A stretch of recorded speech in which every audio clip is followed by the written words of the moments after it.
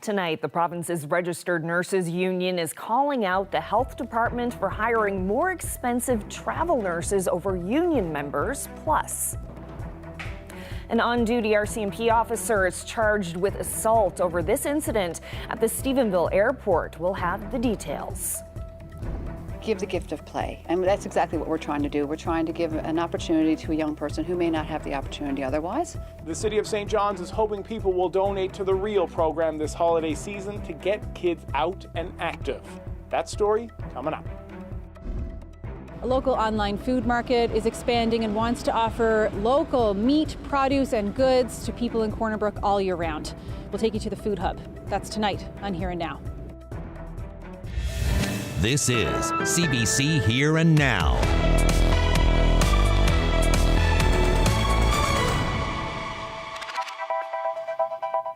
Good evening and welcome to Here and Now. The Health Authority is offering shift work to private travel nurses before local unionized nurses, according to the province's Registered Nurses Union. And that group says that's happening despite the health minister repeatedly saying he wants to use more expensive agency nurses as a last resort. Here and Now's Mark Quinn reports. The Nurses Union has filed a group grievance over the Health Authority's practice of giving agency nurses shifts before offering them to unionized nurses. As a union, we've been having discussions with NL Health Services and filing grievances and that as appropriate, and we've resolved it in some cases. But the union's president says there are still 18 outstanding grievances filed on behalf of individual nurses. Why would you pay overtime to a travel agency nurse who's making double the salary of the registered nurse under our union contract versus paying overtime to our member? Or a casual who is the cheapest option in the collective agreement. Health Department documents acquired through an access to information request last spring estimated the annual cost of travel nurses is more than 4 times the cost of using nurses already in the system. Why would you not use the casual or one of our part-timers or even our permanent staff versus paying that money? That's taxpayers' money. NL Health Services says its policy is to use unionized local nurses first. I will say, however, at times when a decision is being made operationally on the unit level, it is likely that if an agency nurse is available to provide immediate care, that they might be approached to work at that moment. It's not meant to be a practice that we support on a routine basis, but no doubt, I'm sure that has happened. What I'd like to say to the nursing union and to the nurses out there within our organization is that the care you provide is valued, and it certainly is meant and intended that we would support you first and foremost. The health minister has said travel nurses are currently necessary to keep hospitals and emergency departments open, but he looks forward to a time when that's not the case. It's a necessary evil at the moment. I cannot wait to get rid of travel nursing. The province says it's working hard to do that. Health officials say they've hired 310 nurses since April, and more than 70 nurses from India have accepted offers to work here. Mark Quinn, CBC News, St. John's. The province's serious incident response team has charged an on-duty RCMP officer with assault. And a warning, the following video may be disturbing for some. Now, the charge is related to this incident at the Stephenville airport back on June 2nd. It happened after a Delta Airlines flight from Paris to Detroit made an emergency landing for what the airline called an unruly passenger. CERT began its investigation in June, and Constable Jeffrey Cormier, an on-duty officer, has now been charged with assault. Cormier is set to appear in court in January. The RCMP isn't commenting on the incident. A 74-year-old man who was banned from driving for life after killing someone during an impaired driving crash 6 years ago has been charged after another crash. George Whalen was sentenced to 7 years in 2017 after drinking a dozen beer and some liquor and killing 83-year-old Jane Newhook in a drunk driving crash. Last week, police arrested him in Harbour Grace and accused him of driving an SUV and colliding with a youth on a dirt bike bike last Thursday. The young driver was seriously injured. Whalen now faces charges of failing to stop after an accident and driving a vehicle while prohibited. The family of Jane Newhook says the incident is stirring up painful memories of their mother's death. I get a lot of support from people who are saying they should, at this point, they should just lock him up and throw away the key. He has no remorse. He has no interest in not being a danger or a menace to society. And it's just, in my opinion, it's a matter of time before somebody gets killed again. And I'm worried about every family, every child, every woman, every man in the area and anywhere that he drives. Well, now to some politics. Candidates are getting in place for an expected by-election in Conception Bay East, Bell Island. Today, the PCs announced Tina Neri will be their candidate to replace David Brazel in the district. She's the head of Inclusion Canada in this province and also a town councillor. I spent a lot of time with the municipal level, and I am a resident in that district, and I see and recognize all of the challenges that Newfoundlanders and Labradorians are facing these days with cost of living and healthcare. And I just believe at this point that I have more to offer and use my voice to bring all of this forward to the individuals in the district who are needing that support. The NDP has also announced their candidate. Kim Churchill is best known for her fight to improve deaf education. She received a Human Rights Award for her work. So far, the Liberals haven't announced their candidate. Well, the City of St. John's is looking for sponsors, donations, and a little help to close out this year for its REAL program. For more than 20 years, the not-for-profit group has worked to get young people involved in sports, the arts, and other activities, all for free. But they're running low on resources, so the city is hoping people might be willing to give the gift of play this December. Jeremy Eaton has more. With the holiday season just around the corner, the City of St. John's is hoping that people will find it in their hearts and their wallets to donate to the REAL program. I'm Jeremy Eaton, and this is something that you might not have known about, so let me tell you. So the REAL program is a program that offers recreational opportunities to youth and children who have financial barriers. Sometimes we say recreation, we think sports. It could be dance or art or music, a wide array of what this can involve. 2002 it started, it's continued ever since then. Quite popular. Unfortunately, during COVID, this organization wasn't unique to the rest of them, so funding and donations has been quite a challenge.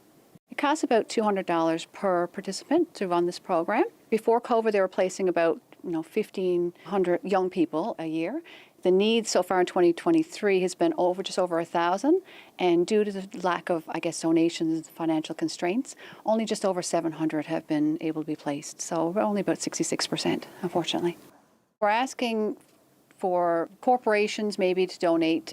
They can donate space, they can donate equipment. We're asking individuals, we've got a number of ways you can donate. Anything of $20 or more is eligible for a tax receipt. So you can donate in person at the Muse Centre, the Paul Reynolds Centre, down at City Hall at the Access Centre, through Rec Connect. They're also selling Christmas cards this year. So $20 for 5 cards. 100% of the donations go directly into the program. They're great for physical well-being, but also there's a mental piece to this as well, mental well-being. Feeling like kids are part of a community, their families become friends with each other. So there's a huge big piece with this, with allowing and opportunities for children to be involved in these recreational programs.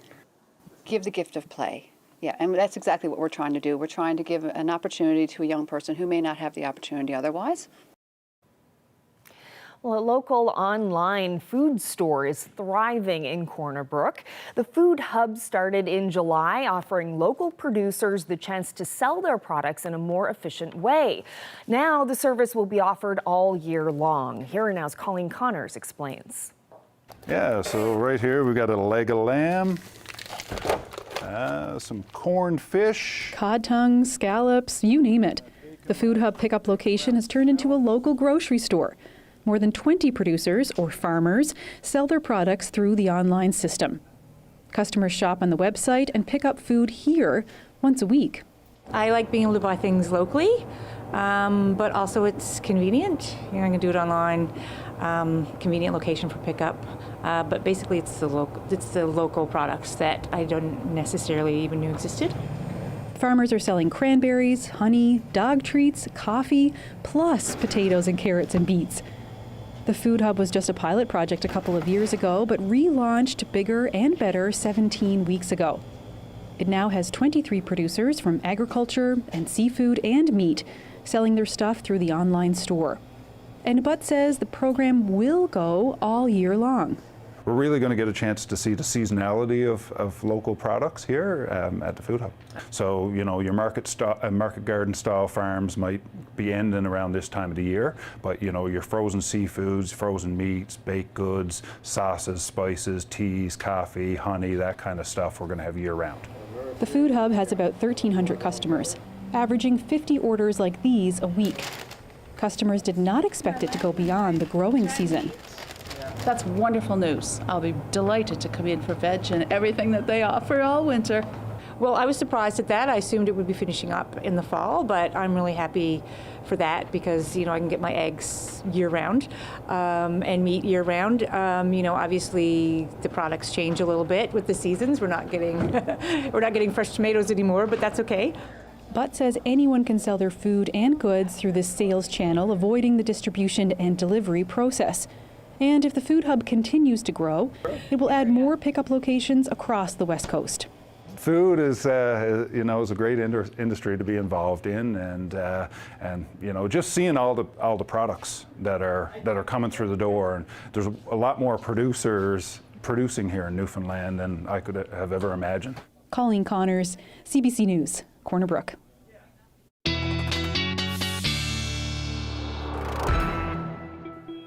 Good evening, Heather in for Ashley with your weather. Taking a look at what's on the go in the province. Fairly quiet up across Labrador, though some gusts to 90 for the south coast of Labrador. And as we take a closer look at the island, we do have rain moving across. Radar and Holyrood is down, so we can't see that it is heavy rain in St. John's. For St. John's, Bonavista, gusts 85 to almost 95, so it's wet. And it is windy. Talking about the weather that is on the way, that rain is going to end tonight. The wind warnings that we're currently under also going to end. They're pushing back from west to east. Rain tomorrow morning after a brief reprieve from some of this weather, changing over to snow. Taking a look at the warning. So we still have those wind warnings in effect, but wedged in underneath here for the Avalon is a snowfall warning. For the Avalon, we could see 10 to 20 centimeters, 30 over higher terrain. For Bonavista, it could be 15 centimeters, but the gray here for the eastern half of the island, that could be about 5 to 10 centimeters for you folks. We'll talk about all the details later in the show. Thanks, Heather. Well, the head of the province's Energy Industry Association says she's optimistic about the future of the Terra Nova oil platform. Majority owner Suncor Energy announced yesterday that the vessel was operating again after years of inactivity and repairs. Terra Nova hasn't produced oil since late 2019. The vessel was sent to Spain in 2021 for significant work to extend the platform's lifespan. The CEO of Energy NL says having Terra Nova back up and running is a boost for workers and the economy. And then when you look at the economic spin-offs, we did an economic study back in 2021 at a time when it looked like this project may not proceed. And we wanted to look at what if it didn't proceed, what that would mean. And at the time, some things have changed since then, but I think when you look at the scale, it's still valuable information that there were 3,400 jobs. That's direct, indirect, and induced as a result of the 10-year life extension to the Terra Nova asset life, Terra Nova FPSO, sorry. Well, next we have a rescue story with a perfect ending. A young boy in New West Valley teamed up with his friends to help find a lost kitten. The search took weeks, but they didn't give up. Here Now's Troy Turner has the story. For weeks, Grace and Penny walked this street searching for a small kitten, missing after its mom was killed by a car. He believed the baby cat was living among rocks near a senior's home here in Wesleyville. Someone had already rescued 2 of its siblings, but no one was sure if this last kitten was still alive, especially as frost began to bite. I knew deep in my heart that I that he was going to be here. And I didn't want to give up on him, even if he was gone. I didn't want to give up on him, even if he still had a chance of living. Then, on one drizzly cold day of his search, he heard a meow. He stared in my eyes, and then he hopped, and he jumped, and he went under that rock over there, and he crammed himself under. So we had to go call my dad and get him and my friend to come over to see if they can get the kitten out. I was down there, and I went up to get cat food. I called my dad, he crammed under the rocks, and I called my dad. So then he came with a friend, and he couldn't get the kitten out because he was crammed and climbing under the rocks. So we got in our car, and we went down and we got cat food back at my house. And then we came back up, and a lady from inside the home, she came out and she caught him for us and put him up by the door up by the home. Grayson named the kitten Smit and brought it home. He didn't know how to eat. He only knew how to drink from a syringe. So after that, and we let him hang out on my bed and with me, and he slept with me, and me and my mom had to take shifts going in the night to try to catch him from jumping off the bed. And so yeah, and then well, we brought him to the SPCA the next day. Grayson's mom wasn't sure the kitten would survive those weeks in the cold, but she's not surprised by her son's commitment to finding it. Grayson's had a love for animals since he was small, and he's a pretty determined little boy. They brought the kitten to the SPCA in Gander, along with a donation, and someone adopted it soon after. Well, this was Grayson Penny's first cat rescue. He's hoping it won't be his last. He says if any animal, big or small, crosses his path, he'll be sure to try to help out. Troy Turner, CBC News, Wesleyville. So nice. Great job, Grayson. Well, wet and windy weather forced Stella's Circle to cancel the kickoff to their biggest fundraiser of the year. Light Up for Hope has been happening for the past 9 years, but this year would have seen the first one in person since 2019. But organizers aren't letting it dampen their spirits. The group will kick off the campaign with a music video posted online later this evening, but Stella's Circle gave Jeremy Eaton a look.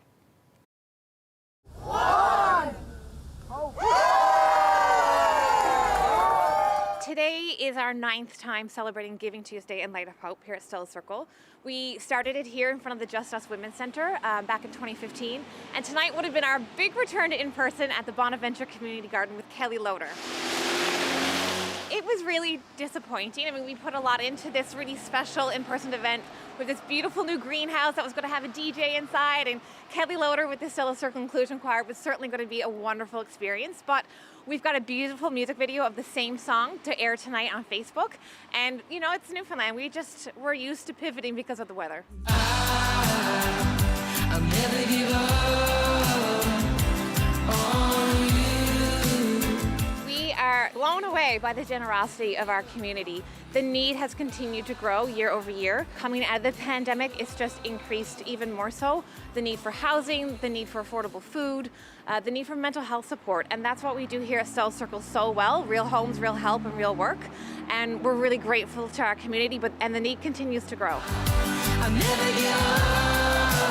Today will be the largest day of giving of the whole year for us. So Giving Tuesday is a critical day for us to celebrate generosity and hope. This year it's going to 100 homes for the holidays. We're really proud to own and operate 85 units of affordable housing already. We're the 3rd largest provider of affordable housing in Newfoundland and Labrador, but we have 15 more units in development, and so all the money raised today is going towards completing those 15 units for women experiencing homelessness. It's a huge need. We're in a local and national crisis for affordable housing, so we're really thrilled to be actively working towards a permanent solution to ending homelessness, and happy that donors who support today can be part of that solution with us. Carrying only the things that you need, hope, love, joy, peace. We're really grateful this year. We have Verifin on board. They're donating $10,000 to match donations tonight, as well as the Foreign Family Foundation's added another $5. So that means when you give $10 today, it becomes $20, $25 becomes $50. So we can really double the impact of your gift today and help create more affordable housing even faster.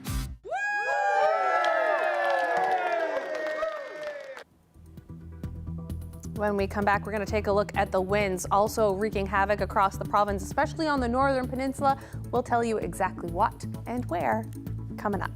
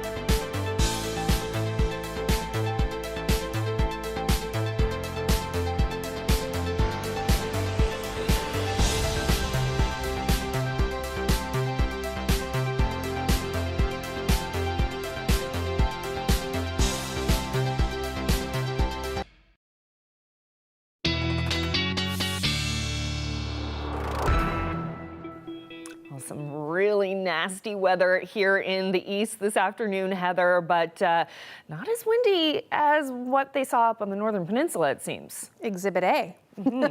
A truck on the northern peninsula tipped over, and this is near St. Paul's Bridge on the northern peninsula. Compliments of Carolyn Colburn. So looking like it's windy enough to tip over a truck here. And she sent another picture as well of this one here, and she says this one is near Western Brook Bridge, just past it. Not sure if it's on the north side, south side, or where, what side it is on. But anyways, two trucks tipped over. There you go. And we saw some major winds in Wreck House. It says 130 here, but Environment Canada says last night the biggest gust there clocked at 147 kilometers per hour. So very windy. And we're seeing 76 here in Rocky Harbour, 91 in Stephenville, and there was a gust in Daniel Ingalls Harbor clocked at 104 kilometers per hour. So quite windy gusts across the province today. And they're going to start to back off now as we head into the overnight. So like 40 now in Port aux Basques as we head towards midnight. Still windy here in the east, but that's going to move off as the system departs and goes out over the ocean and we say goodbye to it.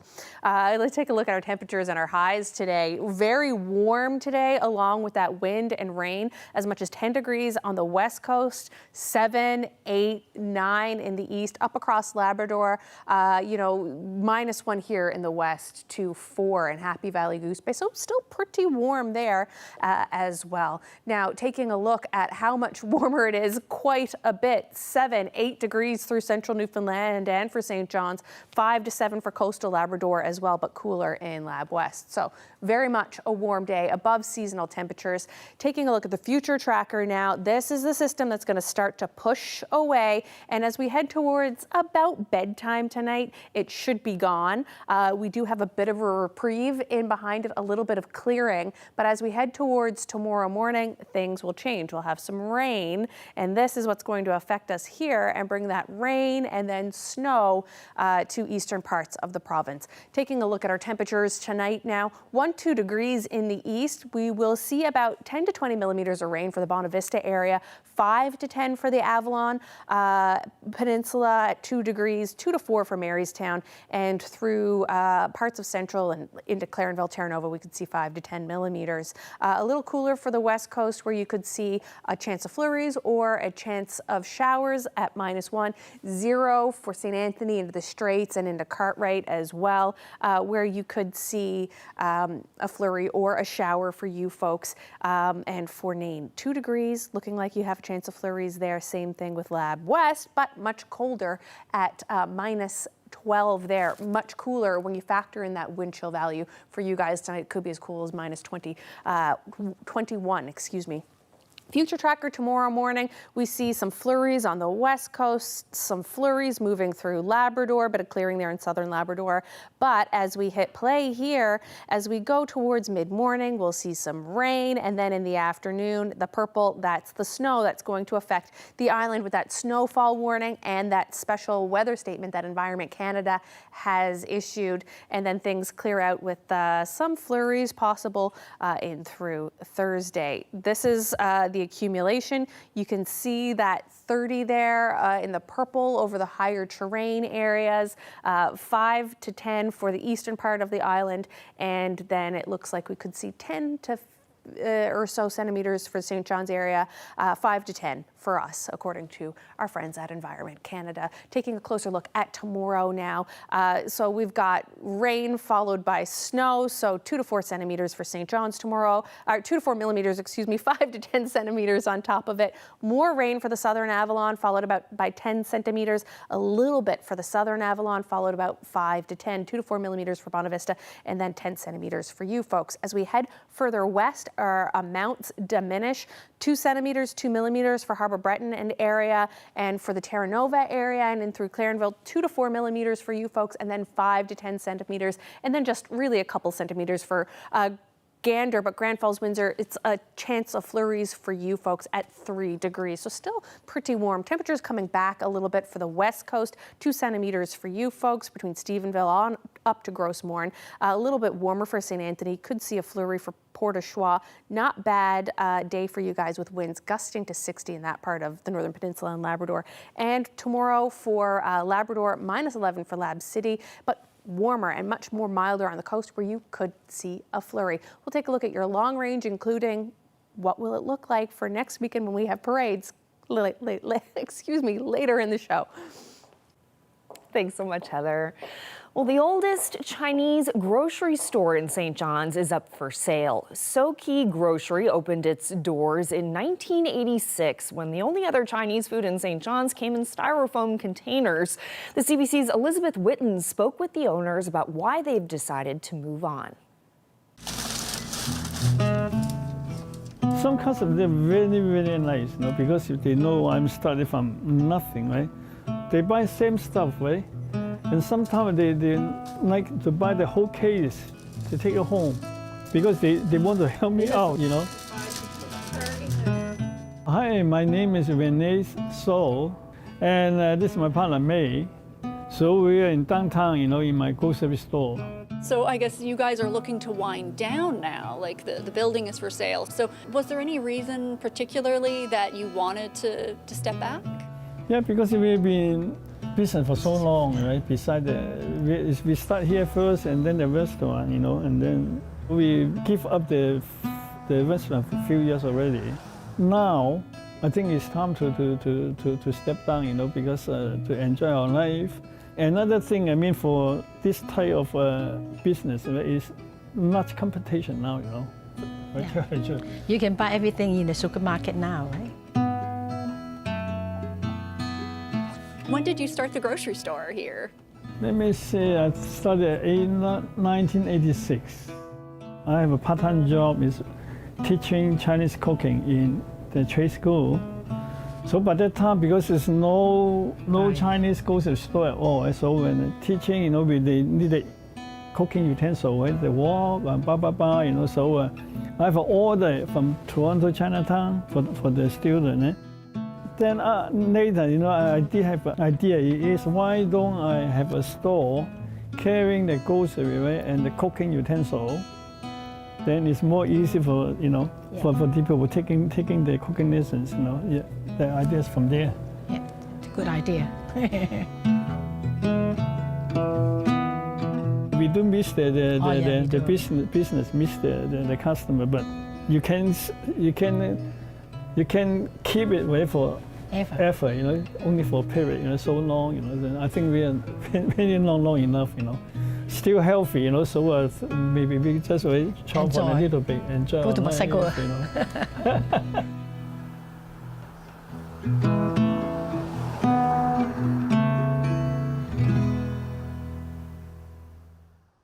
I live in Manhattan, in New York City, and Manhattan's about 20 kilometers long.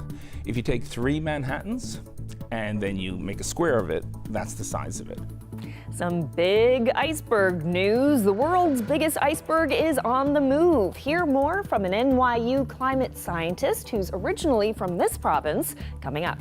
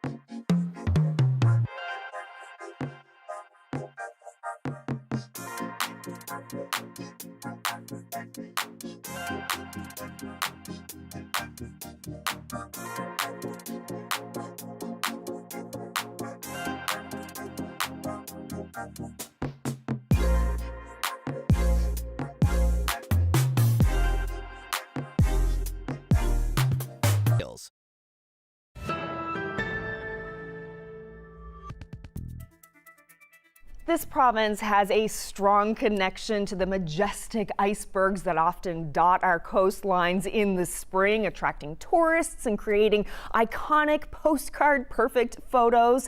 Well, there is big iceberg news happening in the world right now. The biggest iceberg in the world, called A23A, is on the move, and it's something scientists are keeping a close eye on, including my next guest, David Holland, who's a climate scientist at New York University, but is originally from this province. Welcome to the studio. Thanks, Carolyn. It's great to be here. So tell us about this colossal iceberg. This berg actually broke off from Antarctica about 4 decades or so ago, and it was stuck on a shoal in the Weddell Sea. And just after decades and decades, it finally released itself last week and is now floating in the biggest current in the world, the Antarctic Circumpolar Current. How big is this thing? I live in Manhattan, in New York City, and Manhattan's about 20 kilometers long. If you take 3 Manhattans and then you make a square of it, that's the size of it. So it's an enormous piece of ice, called a tabular iceberg. It's kind of flat, if you will. It's very wide and relatively thin, 500 meters. Can you kind of describe to us a bit more about where in the world this is? I know you have an image there you can show us. So if we look here, Carolyn, so starting off, we are in St. John's. I'll just let this little animation play. As we zoom out and look at the province of Newfoundland, which has no shortage of icebergs coming from the North Greenland, and out to the North Atlantic, we see, if we go straight south from Newfoundland, down past South America and the Southern Ocean into Antarctica. Antarctica is this very massive piece of ice, but near the coast it floats to make ice shelves, and those ice shelves calve icebergs. So here in 1973 on the Filchner ice shelf, a fracture occurred. And then a very large iceberg, this berg, broke off, traveled around the Weddell Sea in the current. But at the tip of the Antarctic Peninsula, it hit a shoal and it became grounded for almost 4 decades. And then last week, through natural erosion processes, it lifted itself up, perhaps a king tide, and now it's in the Antarctic Circumpolar Current, perhaps heading for South Georgia Island, where last year or a year before, a very large berg did in fact impact. Okay, and are there any concerns associated with that? A little bit with shipping, but more to do with marine life, because islands in the Southern Ocean tend to have millions and millions of marine birds and seals and penguins. In particular, South Georgia has a very large population of macaroni penguins, and it would be a concern if such a large object parked in front of them, it would block their ability to move from the beach to the foraging grounds and the sea ice offshore. So that could be very bad for them. This is making news all around the world. Scientists all around the world are watching this. Why is this a significant thing? Because it looks to our future. This phenomena, I would say, almost definitely is a completely natural event, this A23A. But it offers us scientists an opportunity to glimpse into the future where, as people know, the atmosphere is warming. We set a record this year. The ocean is warming. The waters around Newfoundland are at record warm. And that's because greenhouse gas heat is going into the ocean. Greenland and Antarctica like cold water, but now Greenland and Antarctica are experiencing warm water. And we've observed a lot of disintegration happening on the west coast of Greenland, and similarly in Antarctica at the Doomsday Glacier, the so-called the Thwaites Glacier. It's amazing that warm water is there now, and the ice shelves there are disintegrating incredible rate, 100 meters per year of melt. And so what we're thinking is in the future we may see not one, but thousands of icebergs coming out of these places. And we really want to understand that. Doomsday iceberg. Okay, back that up a little bit. So describe to me that situation. Okay, so this place on the other side of the Antarctic Peninsula, on the west side, there's a piece of ice about the size of, I don't know, the United Kingdom. And it's right now in contact with warm water. And it has what we call an instability. Once it starts to unravel, there's nothing to stop it until it reaches the south pole of the Earth. So all of that ice from the coast to the south pole would calve off and melt. And so that would produce an enormous amount of icebergs. It would also raise global sea level by about 1 meter, which would wipe out actually certain countries. So that's the concern, is both from the sea level point of view, but also these bergs, if they scatter themselves around Antarctica, what will happen to the marine life that's not ready for such a rapid change? Sounds like that could have a big effect on this province if the sea levels rose that much. Absolutely, particularly on the south coast. So the Doomsday Glacier and the event in Greenland, where we're seeing rapid change, we believe that is connected to climate change. And the reason I say that is because warm waters could not be near Antarctica or Greenland, or they wouldn't be there in the first place for thousands of years. And we're seeing extremely rapid change right now, and it traces back to, if you change the air temperature, which we are, you change the wind, the ocean responds, hits the glacier. Okay. So it is, in fact, human change for the really big picture going forward. And so you've been watching this A23A iceberg, but I'm sure you've spent a lot of time watching icebergs in our neck of the woods. Yes. What brings you back to Newfoundland? There's a large program called the International Thwaites Glacier Collaboration, the study of the so-called Doomsday Glacier. It's such an enormous and important problem for society in regards to sea level change and icebergs that it requires more than one nation. So we need skills from different people. The United Kingdom have skills in hot water drilling through ice. Canada has amazing skills in pilots that can fly helicopters in very unusual weather, snowy conditions. United States with instrumentation, and South Korea have icebreakers available. So collectively, we're planning now a program for 5 years down the road to get back to Thwaites and to learn about what's happening to it, such that maybe ultimately we can produce a forecast. Okay, interesting. Well, David Holland, I appreciate you coming into the studio. I know you have a plane to catch to get back to New York, but thank you so much for telling us about this iceberg. It was really interesting. Okay, great. Thank you.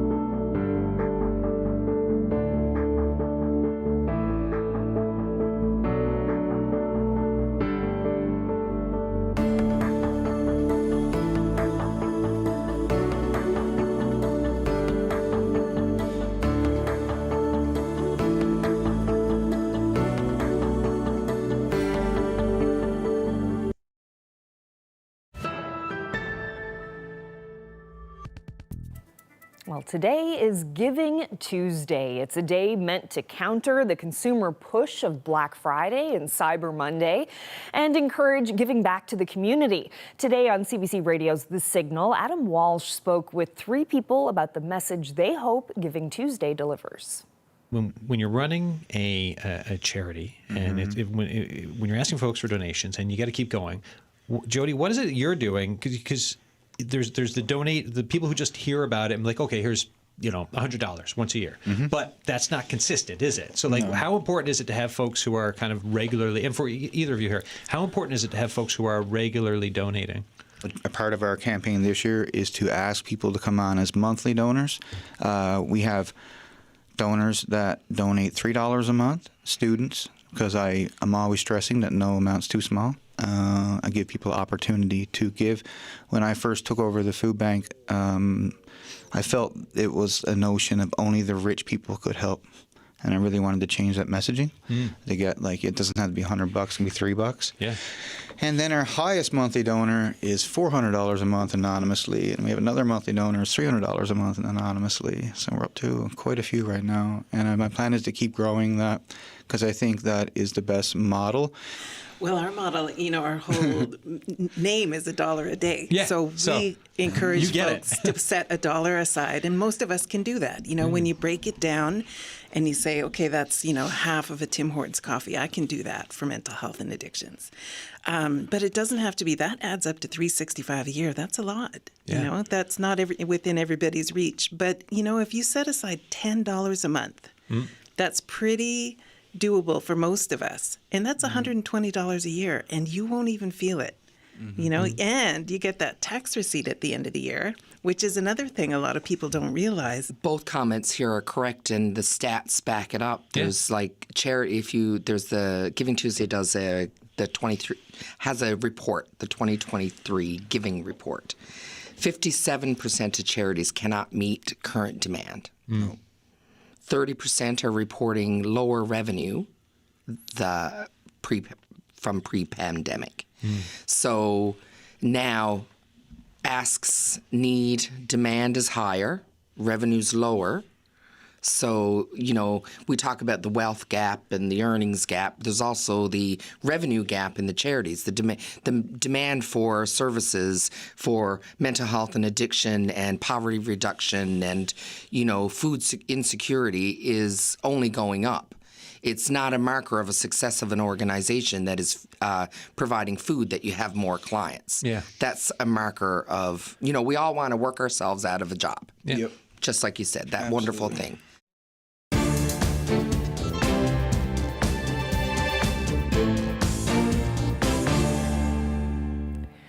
More hostages being held by Hamas in Gaza have been released. 12 people have been freed, according to the Israeli military and the Red Cross. The group includes 10 Israeli women, with one under the age of 17. There are 2 Thai nationals as well. Israel is releasing 30 Palestinians it has been holding in jail, 15 women and 15 teenage boys. Hamas still has about 150 captives who were taken during the October 7th attack on Israel. Talks aimed at continuing the current Israel-Hamas ceasefire beyond tomorrow are ongoing in Qatar. Earlier today, the 2 enemies accused each other of a serious violation. There was an exchange of fire between troops and militants in northern Gaza. And the war between Israel and Hamas has triggered demonstrations all over the world. Now a movement known as Boycott, Divest, Sanctions, or BDS, is calling for a global day of action tomorrow. It's being called the International Day of Solidarity with the Palestinian people. Organizers hope to influence government action by targeting businesses. CBC's Anis Haderi explains. Protesters have been targeting businesses in North America, trying to put financial, economic, or political pressure on institutions here to influence the situation in the Middle East and the fight between Israel and Hamas. Take Scotiabank, where protesters are challenging investments in an Israeli weapons company. It's part of what activists call the BDS movement. boycott, divest, and sanction companies that are tied to Israel's actions in the West Bank or Gaza. The idea is that the financial consequences from companies pulling out of those areas could influence Israeli policy. You're putting pressure on companies that they just want to make money, and yet they are being, protested for their partnership, for their complicity in what the Israeli government is doing. It's a tactic used against other countries in the past, for example, South Africa in the late 20th century. And while pro-Palestinian groups don't agree, others call these protests anti-Semitic and say they're targeting Jewish-owned businesses. If somebody wants to protest the Israeli government, there are Israeli government representatives in Canada at an embassy and at consulates that are the address for protest. Regardless, some research has shown that these boycott campaigns may not work as intended. Activists do have obviously lists of companies that you should boycott. I think that is part of the intention to change the behavior of consumers. I think the reality, though, is that people are not always willing to follow through on those intentions. Where BDS could shift a company's behavior is if its reputation is threatened, but that may not be working in this case. For example, Scotiabank hasn't changed course on investments. Anis Haidari, CBC News, Calgary. A season of giving, a season of kindness. Let's make the season kind for those in need. CBC is helping support local food banks this holiday season. Visit cbc.ca/bekind to find out how you can help.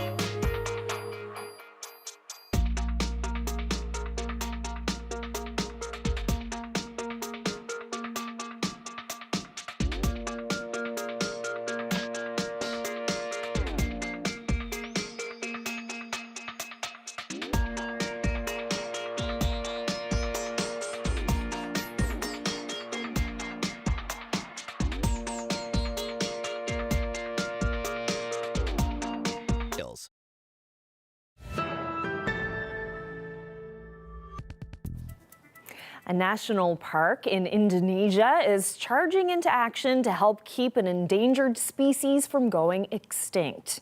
Have a look at this. This is the 55-pound Sumatran rhino that was born in Way Cambis National Park this weekend. He was born 10 days early and still doesn't have a name. The calf's birth is a critical moment for the species. Fewer than 80 Sumatran rhinos are believed to make up the global population. The calf's mother, Delilah, is 7 years old, and she was also born in the national park. Oh my goodness, that is adorable. He's so cute. Little furry little rhino, so sweet. And great news too, great news. Yeah. Very sweet. All right, so earlier you were talking about the long-range forecast, looking ahead to the weekend. We have some parades on the go in St. John's, the downtown Christmas parade. So how are things looking so far? Rescheduled, yeah. And I know a lot of other municipalities had their parades scheduled for this weekend coming up anyways. You know, not looking too bad. Let's start taking a look. All right, as we move into Wednesday evening, we'll start to see some of this snow start to move off. You can see a little bit of clearing for Lab West and for Eastern Newfoundland in behind it, and then some cloud coming back in for Thursday afternoon.